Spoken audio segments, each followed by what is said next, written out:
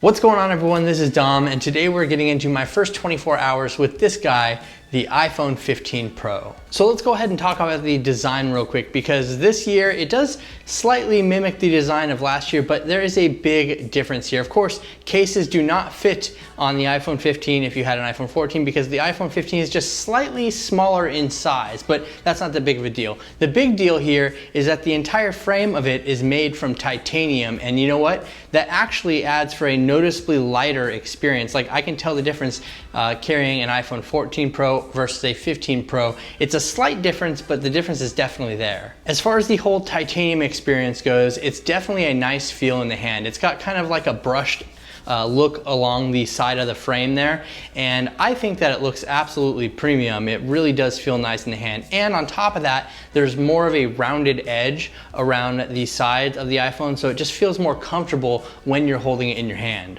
I gotta say though, this white titanium color is probably my new favorite now. I was leaning towards natural titanium, but once I saw the white titanium in person, it definitely screams very clean. I don't know, I just really like the look of it. But on top of that, around the front side, we have a 6.1-inch display with noticeably thinner bezels, at least in my opinion. They're definitely a lot thinner than they were on the iPhone 14 Pro. I don't wanna say half as thin, but they're a lot thinner, and you can definitely tell. Of course, at the top of the screen, we still have the dynamic island, which was introduced with the iPhone 14 Pro, and I love that because it allows you to perform tasks and have them on background and just have that little indicator up at the top showing you what's going on with the different apps that are in the background. I don't know, it's just a lovely experience all around. And if you want to find out more about the dynamic island and its origin, definitely be sure to check out my iPhone 14 Pro review, which I will leave linked down in the description. So internally, we have the A17 Pro chip inside, and we have 8 gigabytes of RAM. And if you're curious about benchmarks, well, here they are. I know that really doesn't tell the entire story of how quick a phone is and how it's going to last over time, but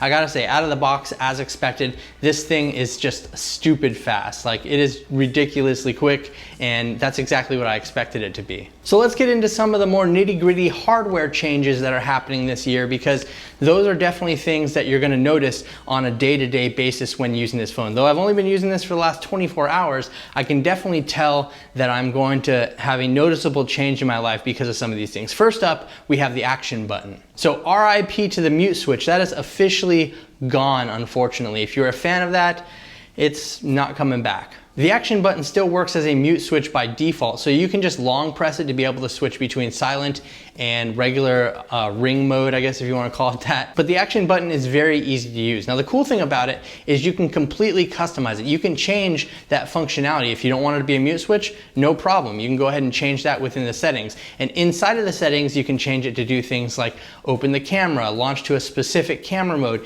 You can have it enable your flashlight, and you can also use shortcuts in there, so you can have it open up just about any app on your phone, which is absolutely cool. And if you do change the action of the action button, don't worry, you can still access your mute toggle from within the control center, which is pretty handy as well. So I think that the action button is a big game changer. It would be cool to see like a double click of the action button do another task or something like that, but for now I will take the long press and run with it, because I am very, very happy to have a customizable button on the iPhone, and that just makes a huge difference day to day, at least in my opinion. Another big game changer for the iPhone 15 that has made a huge difference already just in the last 24 hours I've been using it is the fact that we have USB Type-C on the bottom for a connector instead of Lightning. Lightning is gone, now we have USB Type-C. Finally, I am so excited about that. Of course, it works as expected. I mean, it's a USB Type-C plug. There's really not much else to say there. But what is cool is you can charge up other devices using that USB Type-C port. So inside of the box, you do get an included braided cable that is actually pretty nice. And you can use that cable to be able to charge up, let's say, your Apple AirPods or any other smaller accessories that you might want. You can even use it to charge up other iPhones, which is pretty cool. In fact, I think you can use it to charge up just about anything. I haven't really found like a limitation, though I'm traveling right now, so I don't really have all of my stuff on me, but definitely subscribe if you want to see the long-term review of the iPhone 15 Pro and find out exactly what I've figured out about the USB Type-C port. The port on the bottom does support USB 3.2 speeds, which is really cool, but sadly the cable in the box does not support that. So you're gonna have to buy an additional cable if you wanna be able to quickly transfer video and photos over USB 3.2 type speeds.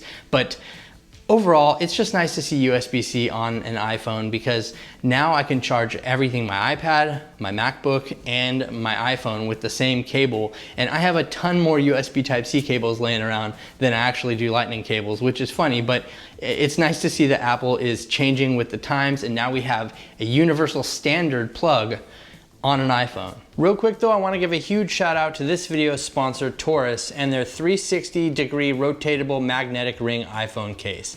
This case is a perfect fit for the new iPhone for many reasons, but let's discuss a few. The case itself has a built-in kickstand that works perfectly for binging your favorite TV shows, using FaceTime, or to better hold your phone. It's completely adjustable as well. You can adjust the kickstand from 40 to 120 degrees, and it also allows for rotation to get the perfect angle.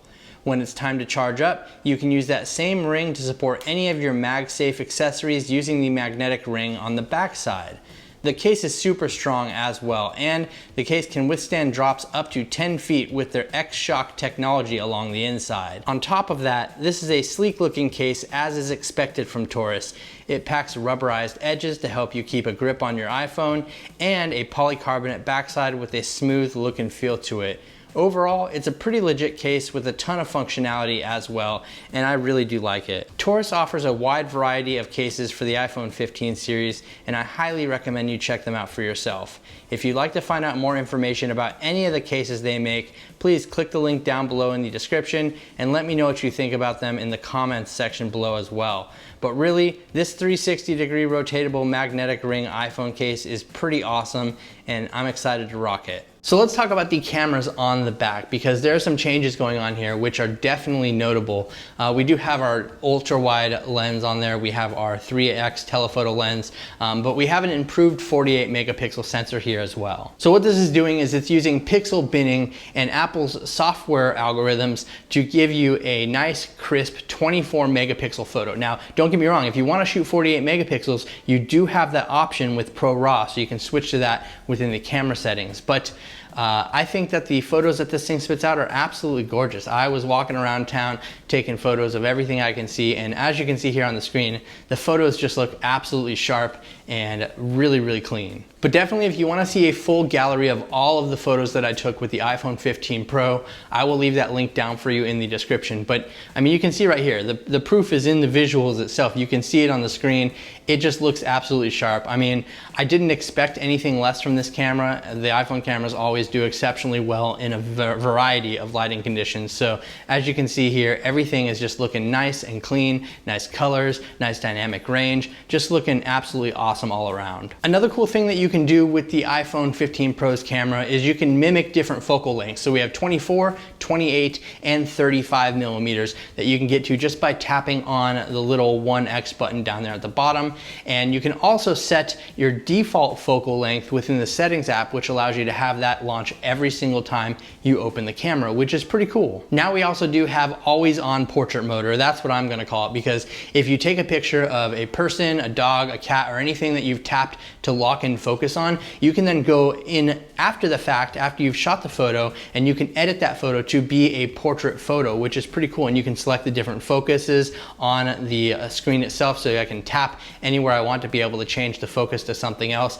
It's a very good feature. I know we've seen it before on other smartphones, but it's really nice to have it here in the iPhone. To be able to just automatically change something into a portrait mode photo is just nice to have. So on the iPhone 15 Pro, we do have a 3x telephoto lens, but if you jump up to the big boy, the iPhone 15 Pro Max, you actually do get a pretty awesome 5x telephoto lens, which is really nice. I personally don't rock the iPhone 15 Pro Max because it's just too big of a phone for me. And really, if you look at it on paper and everything in use, that's the big difference that you're getting, is that extra camera feature right there with the iPhone 15 Pro Max. So I'm not going to personally be rocking it, but I will do a review on that. So definitely be sure to subscribe if you want to see that video when it comes out in the near future. So let's talk about battery life, because obviously that's important. Now, personally, this is my first 24 hours with the device, so I can't really give you any in-depth battery information about using this phone, but I can tell you my experience so far. And it's been pretty good. It pretty much worked as expected. I did make it through the entire day. I had about 5 hours of screen on time, which I thought was pretty good.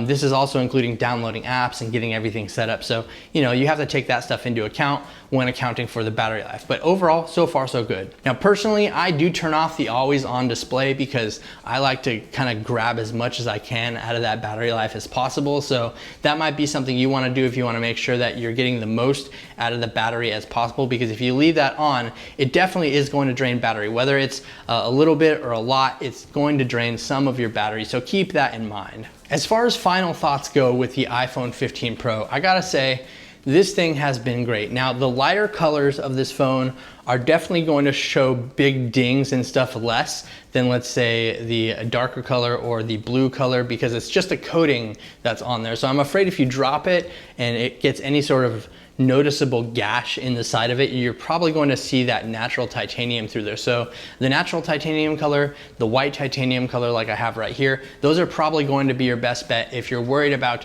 longevity in terms of how rugged the phone can be. Obviously, nobody wants to drop their phone, but if it happens, at least you're going to be covered in that sense. Now, on top of all that, iOS 17 makes a huge upgrade for just about any phone out there. So this is rocking iOS 17, obviously the new phone rocking the new operating system. And if you haven't seen what iOS 17 brings to the table, I'll be sure to link my video down below in the description for you, because there are a lot of cool features that iOS 17 has to offer. So that about wraps it up for my first 24 hours of experience with the iPhone 15 Pro. I think it's a great phone.